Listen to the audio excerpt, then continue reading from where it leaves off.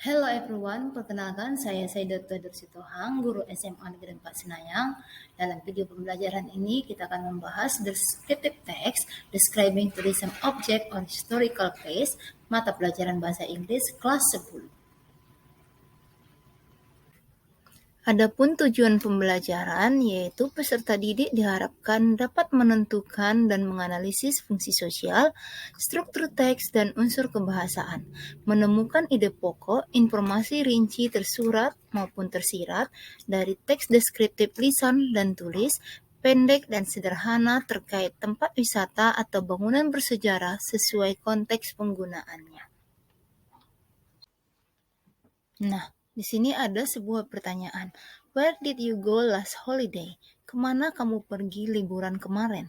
Ya, mungkin ada beberapa dari antara kalian yang pernah atau yang pergi ke Masjid Raya Sultan Riau yang ada di Penyengat, The Grand Mosque of the Sultan of Riau Penyengat, atau mungkin ada juga beberapa dari kalian yang pergi ke Barelang Bridge atau jembatan Barelang yang ada di Batam, dan bahkan yang lebih jauh lagi, ke Candi Borobudur, yaitu Borobudur Temple yang ada di Jawa Tengah. Nah, kalian boleh bercerita kepada teman-teman kalian apa yang kalian lihat di sana. Mungkin dari bentuknya, dari warnanya, dan juga mungkin hal-hal lain yang bisa kalian ceritakan kepada teman-teman kalian. Cerita atau gambaran yang kalian ceritakan tadi kepada teman kalian itu boleh termasuk descriptive text ya. Nah, untuk lebih dalam lagi kita mengetahui tentang descriptive text, seperti biasa kita akan membahas dulu yaitu 3 hal dari sebuah teks, di mana yang pertama adalah social function atau fungsi sosialnya, lalu yang kedua adalah text structure yaitu struktur teksnya, dan yang terakhir adalah lexicogrammatical features-nya yaitu ciri-ciri bahasanya. What is the social function of descriptive text? Apa fungsi sosial dari sebuah descriptive text? Yaitu to describe a particular person, place, or thing, yaitu untuk mendeskripsikan atau menggambarkan orang, tempat, atau benda tertentu. Nah, selanjutnya kita akan membahas generic structure-nya atau struktur umum dari sebuah teks deskriptif, yaitu terdiri dari 2 bagian, yaitu yang pertama adalah opening statement atau identification, identify the object or place to be described. Jadi di bagian ini merupakan bagian dari pembukaan atau identifikasi, di mana kita mengidentifikasi objek atau tempat yang akan kita deskripsikan. Lalu yang kedua adalah supporting paragraph atau description. Describe parts, qualities, or karakteristik. Jadi di sini kita mendeskripsikan bagian-bagian kualitas ataupun karakteristik dari benda tersebut secara detail, secara rinci.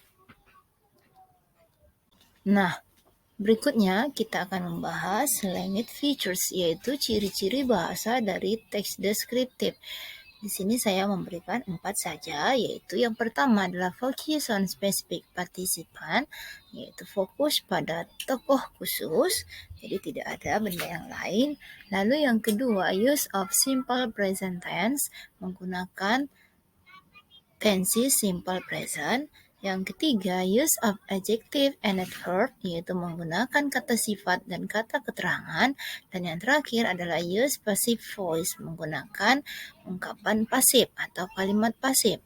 Nah, keempat hal ini nanti kita akan bahas satu persatu. Nah, language features yang pertama yang akan kita bahas adalah simple present tense. Teks deskriptif di sini menggunakan simple present tense, di mana dia terdiri dari 2 bagian kalimat, yaitu nominal sentence dan verbal sentence. Nominal sentence adalah kalimat yang tidak ada kata kerjanya, tapi dia menggunakan kata kerja bantu, ya, yaitu be. Di mana pada simple present tense ini, dia be yang digunakan adalah are, am, dan juga is. Kita menggunakan are ketika subjeknya adalah you, we, dan they. Sedangkan kalau be-nya adalah am, maka subjeknya adalah I. Ya. Dan kalau be-nya adalah is, maka yang kita gunakan subjeknya adalah he, she, it. Contohnya, it is a well-known monument in Indonesia. It is a well-known monument in Indonesia. Jadi karena subjeknya adalah it, maka kata kerja bantunya adalah is. Jadi subjek plus be, yaitu be-nya is, am, are, lalu plus objek ataupun adjective. Sedangkan yang verbal sentence yaitu kalimat yang ada kata kerjanya, verb-nya.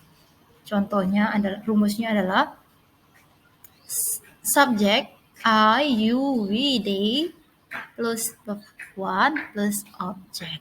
Sedangkan kalau subjeknya he, she, it, verb one-nya plus s atau es plus objek. Contoh, you study English. Karena subjeknya adalah you, maka dia langsung study saja. Ya, study English. Sedangkan kalau subjeknya adalah she studies English. Jadi studies-nya, study tadi ditambahi dengan dimana y berubah menjadi i lalu ditambahkan es. Ya, jadi subjek plus verb atau tambah s atau es plus objek. Ciri-ciri berikutnya adalah passive voice. Teks deskriptif itu menggunakan passive voice, di mana rumusnya adalah subject plus be plus verb 3. Contoh kalimatnya, this tree was planted by my father last year. Kata was planted yang dipertebal di sini merupakan ungkapan dari passive atau passive voice, di mana was adalah be bentuk kedua dan planted adalah kata kerja bentuk ketiga dari kata planted, menanam. Berikutnya kita akan membahas satu persatu dari bentuk passive voice ini. Nah, sekarang mari kita perhatikan yaitu rumus perubahan kalimat aktif menjadi kalimat pasif. Nah, yang pertama adalah simple present tense. Untuk mengubah kalimat aktif menjadi kalimat pasif, maka yang pertama yang kita harus perhatikan adalah kita jangan lupa mengubah subjek menjadi objek, objek menjadi subjek. Ini rumus yang pertama, simple present tense, subjek plus verb one plus objek, maka bentuk kalimat pasifnya adalah objek plus am, is, or are plus verb 3 plus by plus object pronoun. Jadi yang dipakai adalah is, am, are, tergantung siapa subjeknya, plus verb 3. Lalu dalam bentuk simple past tense, maka bentuk aktifnya, kalimat aktifnya adalah subjek plus verb 2 plus objek. Ini akan kita ubah menjadi pasif, yaitu objek plus was atau were plus verb 3 plus by plus object pronoun. Karena past tense, maka simple past tense, maka kita menggunakan was atau were. Yang berikutnya adalah simple future tense. Rumusnya subject plus shall or will plus verb one plus object. Kita rubah menjadi object plus shall atau will plus be plus verb 3 plus by plus object pronoun atau subjek tadi. Lalu present continuous tense yaitu subject plus am atau is atau are plus verb one plus ing plus object. Nah, kita rubah menjadi objek plus am atau is atau are plus being. Ada kata being plus verb 3. Lalu past continuous tense yaitu subject plus was atau were plus verb 1 plus ing plus objek. Kita rubah menjadi objek plus was atau were plus being plus verb 3 plus by plus object pronoun. Karena past, maka be-nya juga past, yaitu was atau were.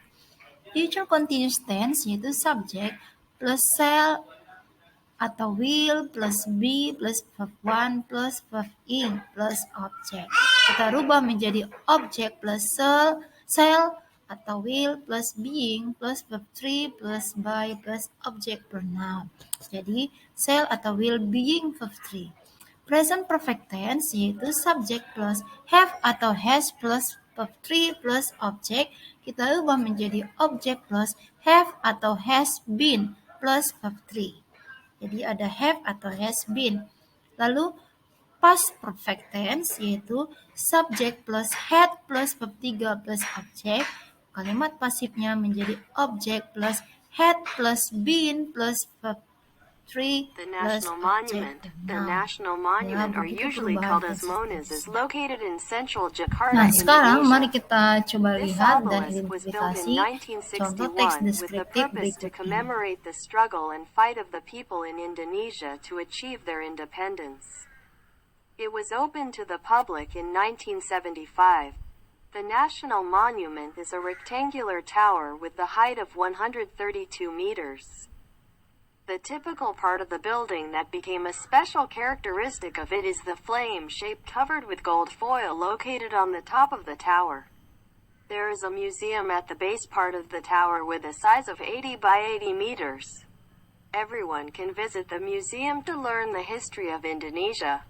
There is also an amphitheater in this building called Ruang Kemerdekaan. If you go to the southern side of the building, you will find an elevator that can be used to access the top platform where we will find the observation deck and also the flame of independence.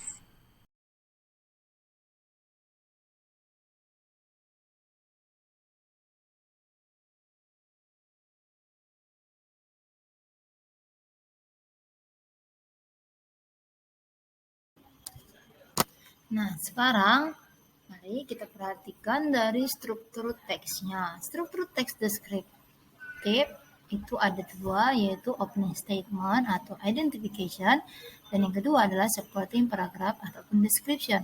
Nah, paragraf pertama ini disebut dengan opening statement atau identification.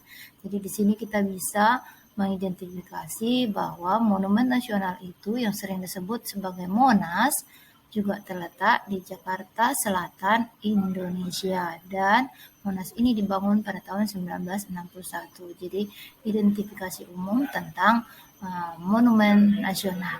Lalu di paragraf kedua ini supporting paragraph yaitu atau description, yaitu deskripsi yang lebih detail lagi tentang monumen nasional.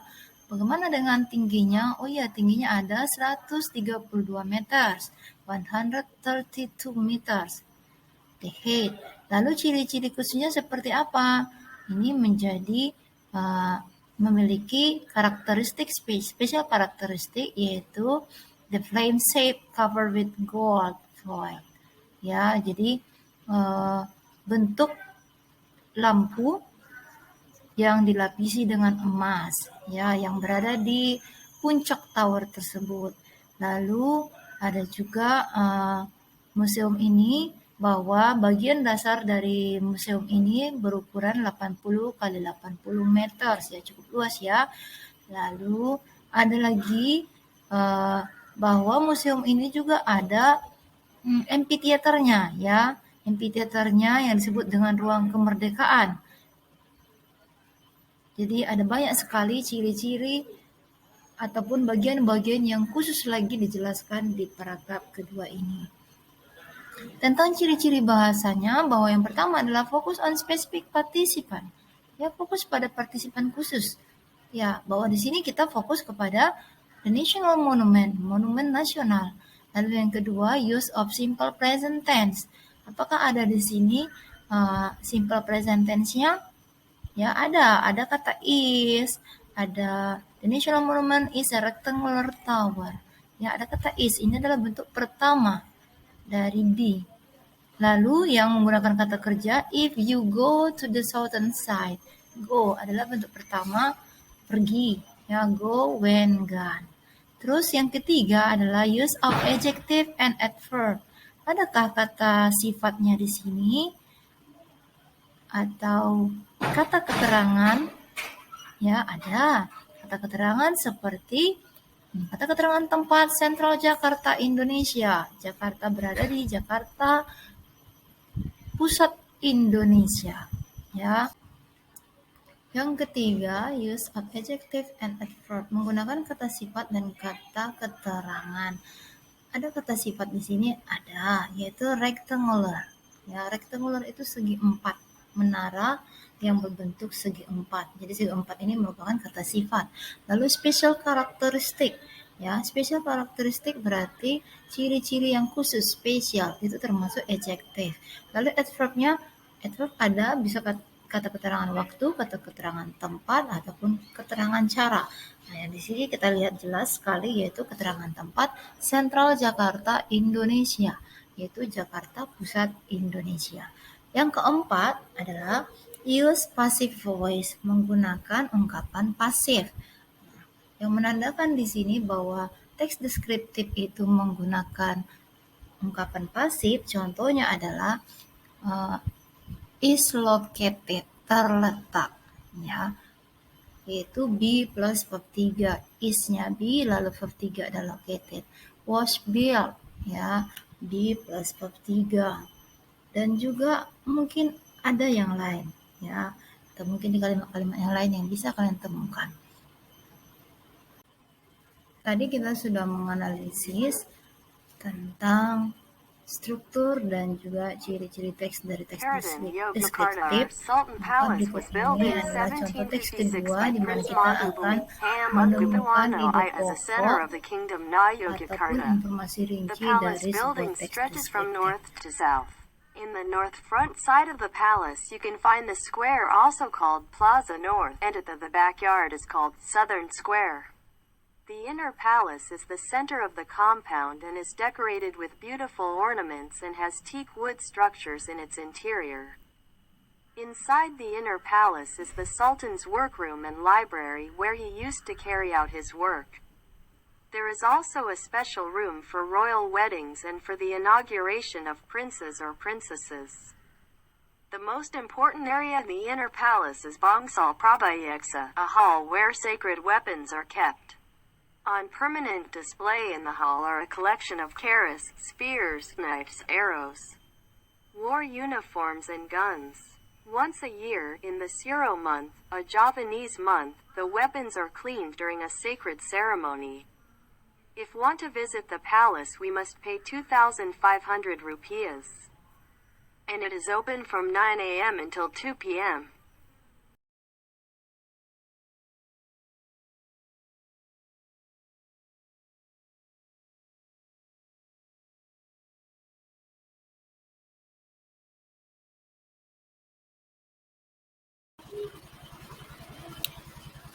Untuk memahami isi teks tersebut, nah coba kalian kerjakan 5 soal berikut ini.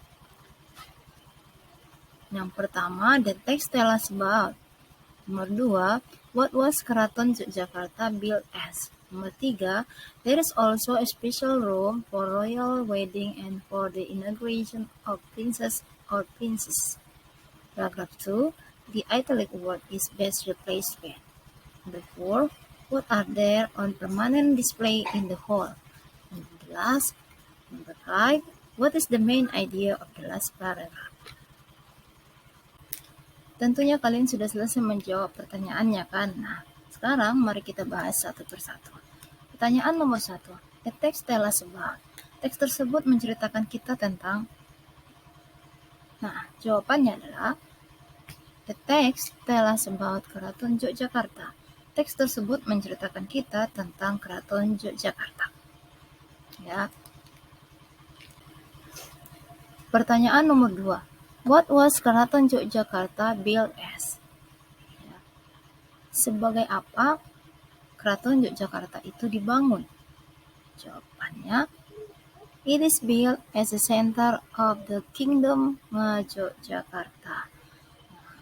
Ada tadi dalam teksnya, tadi kita bisa melihat sama-sama bahwa Keraton Yogyakarta itu dibangun sebagai pusat dari kerajaan Yogyakarta. Pertanyaan nomor 3 yaitu, there is also a special room for royal weddings and for the inauguration of princes or princesses. Paragraph 2. The italic word is best replaced with. Nah, jadi kata yang ditulis miring inauguration tersebut bisa digantikan dengan kata apa? Maka jawabannya adalah inauguration sendiri artinya adalah pelantikan atau inaugurasi, pembukaan, upacara pelantikan, upacara inaugurasi, ataupun peresmian. Maka yang lebih mendekati adalah dedication, di mana artinya adalah pengabdian, persembahan, ataupun dedikasi, pembaktian, peresmian pemakaian, ataupun peresmian pembukaan. Jadi yang mirip-mirip atau yang mendekati adalah dedication. Pertanyaan yang nomor 4, what are there on permanent display in the hall? Maka kita bisa menjawab bahwa on permanent display in the hall are a collection of curries, spears, knives, arrows, war uniforms, and guns. Jadi, apa saja yang ada di pajangan permanen di dalam aula tersebut? Jawabannya adalah yaitu itu koleksi dari keris, spears adalah tombak, knives, pisau, arrows yaitu panah, war uniforms and guns adalah seragam dan juga senjata perang. Pertanyaan yang kelima yaitu what is the main idea of the last paragraph? Jawabannya adalah the inner palace. Jadi apa yang menjadi ide utama dari paragraf terakhir? Maka kita bisa menjawab sesuai dengan isi teksnya karena dalam paragraf kedua itu kita bisa melihat di sana yang dijelaskan adalah bagian dalam dari istana Keraton Yogyakarta, jadi di Inner Palace.